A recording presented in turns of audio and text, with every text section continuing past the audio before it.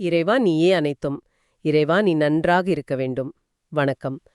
இது பிருகு மகரிஷி அருளிய சந்திர மற்றும் விநாயகர் வழிபாடு மூலமா மனக்குழப்பத்தை எப்படி நீக்கலாங்கிறத பத்தின ஒரு சுருக்கம். அதாவது இந்த கலியுகத்துல பாத்தீங்கன்னா மாயைனாலும் சந்திரனோட பாதையில சில மாற்றங்கள் வந்ததாலையும் நிறைய பேருக்கு மனசுல ஒரு வித குழப்பம் வருது.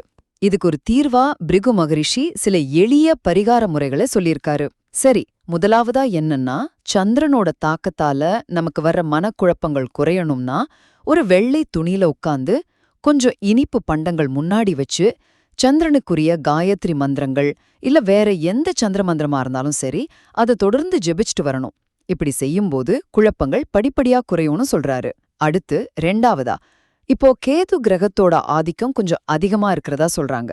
அதனால கேதுவோட தொடர்புடைய அருகம்புல் சாற்ற தினமும் குடிச்சிட்டு வந்தா அது ஞானத்தை தரும். அது மட்டும் இல்ல, மஞ்சள்ல பிள்ளையார் பிடிச்சு அவரை மந்திரங்கள் சொல்லி வழிபட்டுட்டு அப்புறம் அந்த மஞ்சள் பிள்ளையார்லேருந்து கொஞ்சமா எடுத்து துளசி வில்வ இலைகள் போட்ட தண்ணியில கலந்து குடிச்சிட்டு வந்தா பிரச்சனைகள் நீங்கும்னும் வழிகாட்டியிருக்காரு.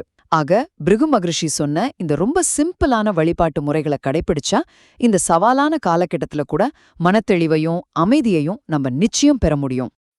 ஓம் அன்னை ஸ்ரீ லோபாமுத்ரா உடனுரை தந்தை அகத்திய மாமுனிவர் திருவடிகளில் சமர்ப்பணம். சர்வம் சிவார்ப்பணம்.